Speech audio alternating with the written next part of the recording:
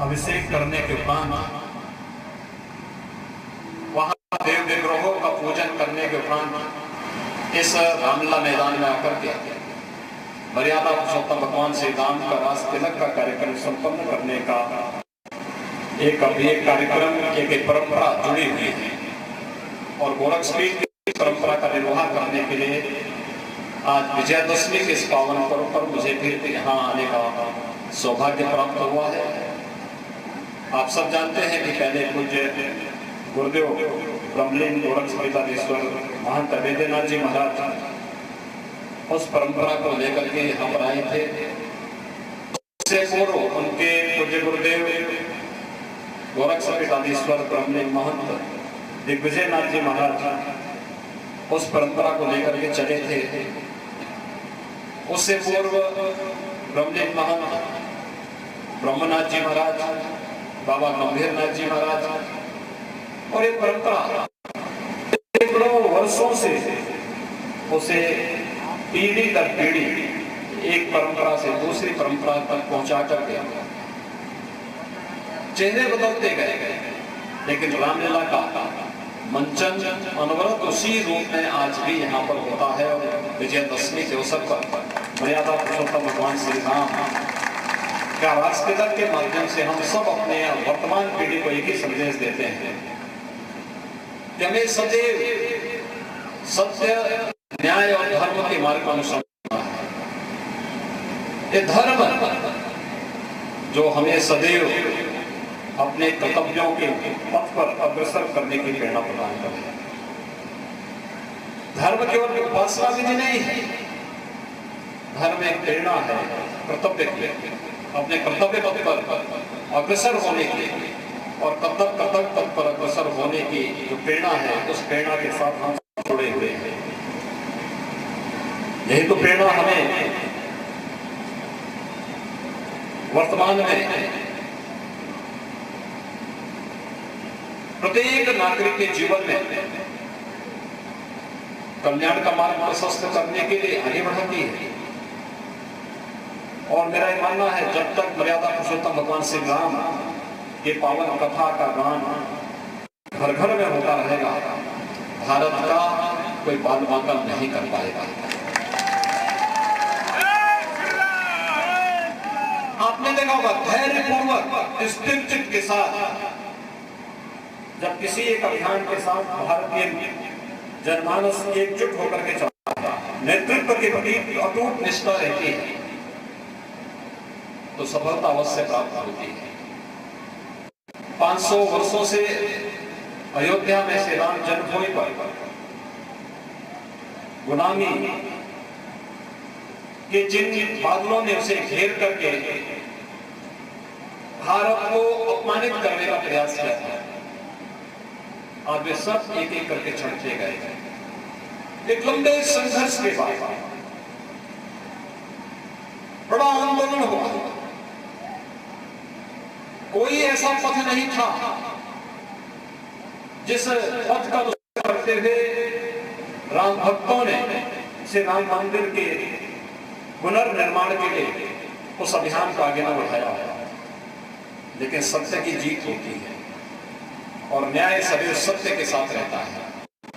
लेकिन न्याय और सत्य को प्राप्त करने के लिए धर्म का मार्ग अनिवार्य है, आवश्यक है। और अयोध्या के परिप्रेक्ष्य में आप सबने देखा होगा, यही हुआ। आज अयोध्या में भगवान श्री राम का भव्य मंदिर के निर्माण का कार्य युद्ध स्तर पर आगे बढ़ रहा है। आप देख रहे होंगे कितना भव्य मंदिर, दुनिया का सबसे भव्यतम मंदिर होगा अयोध्या में भगवान श्री राम का बनने वाला मंदिर। युद्ध स्तर पर कार्य प्रारंभ हो चुका है। स्थितियां इस बात को प्रदर्शित करती हैं कि नेतृत्व सही है। आम जनमानस के मन में उनकी नीति और नियत में कोई खोट नजर न आता हो और पूरी निष्ठा के साथ आम जनमानस अगर अपने नेतृत्व पर विश्वास करते इस अभियान के साथ जुड़ा है, तो आपको सफलता से कोई रोक नहीं सकता है। और अयोध्या में श्री राम जन्मभूमि पर भव्य मंदिर निर्माण का मार्ग प्रशस्त होना इसी बात को प्रदर्शित करता है।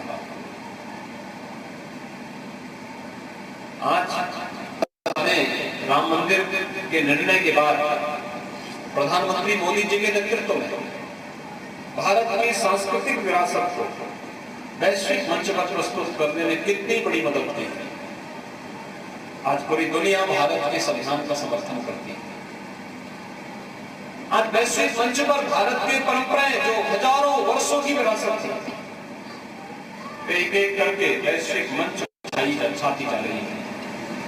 और वर्तमान में आपने देखा होगा किस हद तक जाकर के हम लोगों ने इसमें सफलता प्राप्त की है।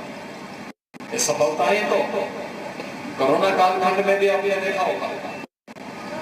कोरोना इस सदी की सबसे बड़ी महामारी है।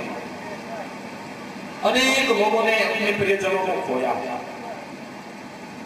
हम सबकी संवेदना उन सभी के प्रति है, लेकिन उस सब के बावजूद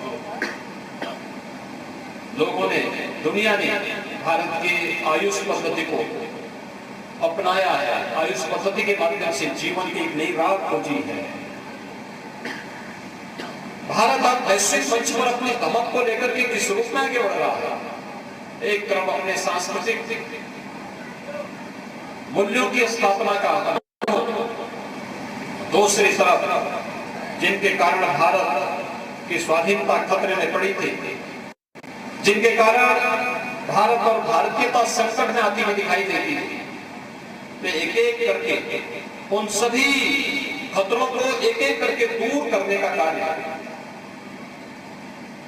और भारत के सांस्कृतिक मूल्यों की स्थापना किस रूप में होनी चाहिए, कैसे हम वैश्विक स्तर पर उसे आगे बढ़ा सकते हैं। प्रयागराज में कुंभ का आयोजन आपने देखा होगा। आज नमामि गंगे परियोजना के माध्यम से अविरल और निर्मल गंगा के कार्यक्रम को आप देख रहे होंगे। अयोध्या में भगवान श्री राम के भव्य मंदिर के निर्माण का कार्यक्रम और सैकड़ों वर्षों से यहाँ पर इस रामला मैदान में रामला में पवित्र मंचन होता है, लेकिन हम लोग देखते थे कि बरसात होती थी, पूरा कार्यक्रम डिस्टर्ब हो जाता था, पंडाल जो लगा देता था टूट जाता था। लेकिन अब यहाँ पर एक भव्य मंच भी बन गया है, एक भव्य आयोजन हो रहा है। अब कीचड़ यहाँ के कार्यक्रम को बाधा पैदा नहीं करेगा। और केवल मानसरोवर के इस रामला मैदान में ही नहीं, हजारीबाग के रामला मैदान में ये कार्यक्रम नहीं हो रहा है, बड़ घाट में भी रामला मैदान तो उसी भव्यता के साथ आगे बढ़ाया जा रहा है। आपने यहाँ पे मानसरोवर देखा होगा। मानसरोवर मंदिर आज से 5 साल पहले कितना जीर्ण शीर्ण हो चुका था। लोग मंदिर के अंदर जाने में भयभीत खाते थे, पता नहीं मंदिर के अंदर जाने पर कब वो मंदिर उसके ऊपर गिर जाते हैं। लेकिन आज मंदिर भव्य रूप से आगे बढ़ा है। जनसहयोग, जनसेवकता भी थी। मैंने कहा था कि जनता और स्थानीय भक्तगण मंदिर का पुनर्निर्माण करें और बाहरी परिसर की सुंदरीकरण का कार्य सरकार ने भी पर्यटन विभाग किया।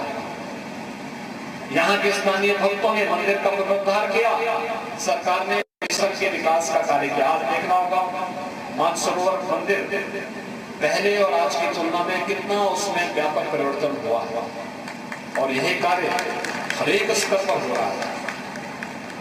आपने प्रधानमंत्री मोदी जी के नेतृत्व में काशी विश्वनाथ धाम, बाबा विश्वनाथ धाम किस रूप में एक नए स्वरूप में आगे बढ़ रहा है।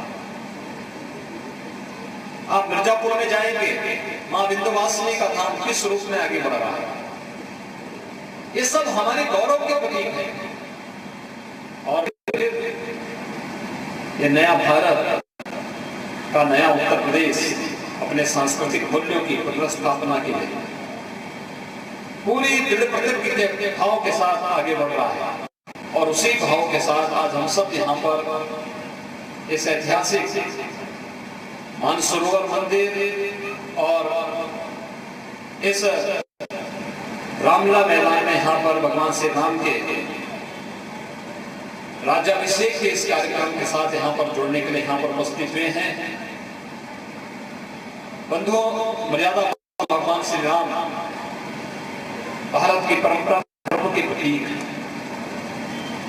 हमने राम को धर्म का रूप माना है। रामो विग्रहवान धर्म। धर्म के जो भी गुण हैं, भारतीय मनीषा ने धर्म के जिन भी गुणों को माना है, वे सभी गुण मर्यादा पुरुषोत्तम भगवान श्री राम के चरित्र से हम सबको स्पष्ट दृष्टिगोचर होते हुए दिखाई देते हैं। और इसीलिए युगों युगों की इस परंपरा को भारतीय जनमानस आज भी बड़ी श्रद्धा के साथ, बड़े सम्मान के साथ, न वहां पर जाति भेद है, न क्षेत्र का भेद है, न मत और संप्रदाय का भेद है। हर एक व्यक्ति, हर एक श्रद्धालु, इसमें कोई भेद नहीं। उत्तर से दक्षिण, पूरब से पश्चिम, पूरा भारत मर्यादा पुरुषोत्तम भगवान श्री राम के साथ अपनी आत्मीय संवाद को जोड़ करके, इस प्रकार के आयोजन के साथ अपने आप को जोड़ करके गौरवान्वित महसूस करता है। और आप उसी गौरव के साथ, आप किसी गरिमा को बनाए रखने के लिए हम सब यहाँ पर एकत्र हुए हैं। मैं विजयादशमी के इस पावन पर्व पर आप सभी के प्रति आप सबको हृदय से बधाई देता हूँ, मंगल में शुभकामनाएं व्यक्त करता हूँ। आप सबसे मैं एक ही बात की अपील करूंगा कि हमारे यहाँ एक बात कही गई है कि हम जिसकी पूजा करते हैं हमें उसके अनुरूप बनने का प्रयास करते हैं। अगर हम उसके अनुरूप नहीं बन सकते तो पूजा सफल नहीं होती। केवल बाहरी आवरण से नहीं, केवल विचारों से नहीं, बल्कि अपने आचरण से भी हमें मर्यादा पुरुषोत्तम भगवान श्री राम के आदर्शों को अंगीकार करने का प्रयास करना चाहिए। व्यक्तिगत जीवन में, भाई में जो मतभेद है, जो पारिवारिक व्यवहार होते हैं, इनको अगर हम भुला सके तो मर्यादा पुरुषोत्तम भगवान से प्रति हमारी श्रद्धा को व्यक्त करेगा।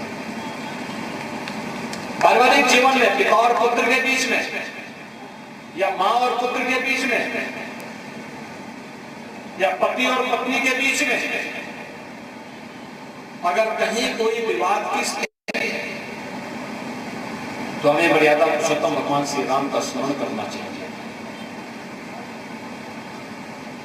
राजा और प्रजा के बीच में कहीं भेद है तो मर्यादा पुरुषोत्तम भगवान श्री राम का आदर्श हम सबको स्मरण करना चाहिए। सत्र और मित्र की पहचान करनी है तो मर्यादा पुरुषोत्तम भगवान श्री राम का ही स्मरण करना चाहिए।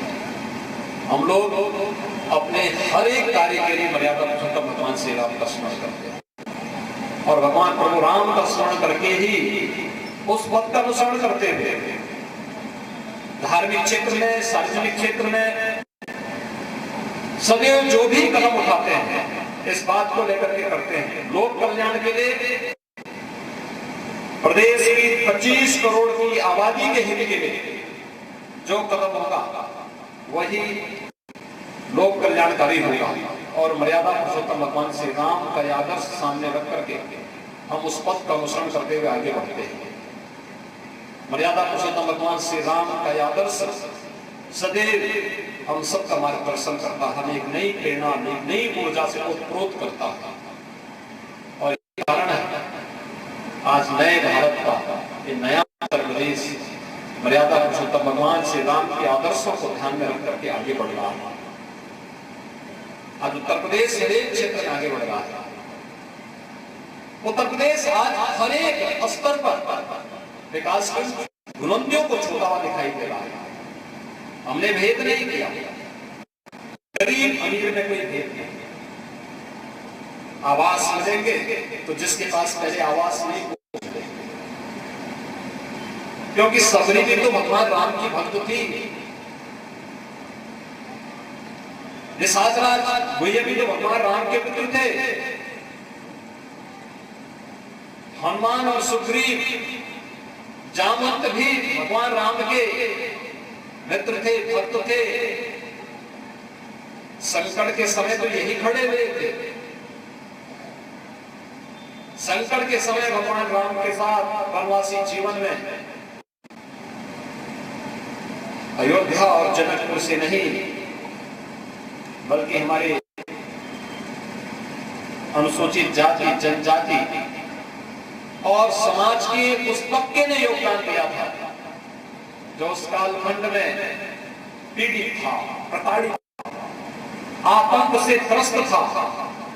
एक तरफ भगवान राम के साथ सहयोग करना, मित्रता करना, और दूसरी तरफ अन्याय, अत्याचार के खिलाफ एकजुट करके भगवान श्री राम के आदेश के अनुरूप उस समय की एक ऐसी सेना का गठन करना जो त्रिलोक विजयी रावण पर भी विजय प्राप्त कर सके। अब आप अनुमान कर लीजिए त्रिलोक विजयी रावण कितना मजबूत रहा होगा, कितनी ताकत रही भी रावण। इंद्र भी थर्रा था, कोई राजा महाराजा उनका सामना करने की स्थिति में नहीं था, लेकिन इस सब के बावजूद मर्यादा पुरुषोत्तम भगवान श्री राम के नेतृत्व में उस समय के वानर, भालू और वनवासी जीवन यापन करने वाले उस समय के समाज ने किस रूप में टूट निष्ठा के साथ मर्यादा पुरुषोत्तम भगवान श्री राम के आदेश का अक्षरशः पालन करते हुए उस समय की सबसे बड़ी ताकत के रूप में मानी जाने वाली, त्रिलोक विजयी माने जाने वाले रावण और उनकी लंका को पूरी तरह ध्वस्त करके सत्य, न्याय और धर्म के मार्ग का अनुसरण करके हम सबके सामने एक नया आदर्श प्रस्तुत किया है। और यही कारण है कि संकट तो आएंगे, चुनौतियां भी आएंगी, लेकिन उन संकट और चुनौतियों का सामना करने के लिए धैर्य चाहिए, बुद्धिमत्ता चाहिए, और उसी धैर्य के साथ आगे बढ़ने के लिए, दृढ़ प्रतिज्ञ भाव के साथ आगे बढ़ने के लिए हम सबके मन में उस प्रकार की इच्छा शक्ति भी होनी चाहिए। अगर कृष्णकंधा से वानर सेना गई तो आगे तो 100 योजन का समुद्र था, कैसे पार कर गए, लेकिन वह युक्ति भी निकाल दी गई थी। रावण रथी विरथ रघुवीरा, रावण तो शस्त्र से ससंपन्न था, लेकिन यहां तो बहुत हथियार थे, तो गदा थे, तीर भाले थे, पत्थर थे, अन्य अस्त्र शस्त्र नहीं थे, लेकिन सात्विक नेतृत्व में धर्म के पथ का अनुसरण करते हुए उस समय की सबसे बड़ी ताकत को कैसे देखते देखते मर्यादा पुरुषोत्तम भगवान श्री राम के नेतृत्व में वानर और भालुओं की सेना ने कैसे कर दिया था। आज भी रामायण इस बात का साक्षी है, रामलला का मंचन इस बात का साक्षी सबके लिए बनता है। हम सब मर्यादा पुरुषोत्तम भगवान श्री राम के जीवन चरित्र को अपने जीवन में विकार करें। छोट अस्पृश्यता को भगवान राम ने कभी मान्यता नहीं दी, कभी नहीं माना। सब्जी के पेट उन्होंने खाए, उन्होंने महिला और पुरुष के बीच में भी कोई भेद नहीं किया, पूरा सम्मान दिया माता सबने। भारत की ऋषि परंपरा को कैसे, भारत की ज्ञान की परंपरा को कैसे चुने बनाए रखना है, यह कार्य भी वनवासी कालखंड में एक तरफ राक्षसों का वध करते थे, दूसरी तरफ आश्रमों को पुनर्जीवित भी करते थे। राक्षस यहाँ की ज्ञान की परंपरा को नष्ट करना चाहते थे, भगवान राम ने कहा यह नहीं हो सकता, और अंततः उत्तर से दक्षिण तक पूरे देश के अंदर भगवान राम ने युगों पूर्व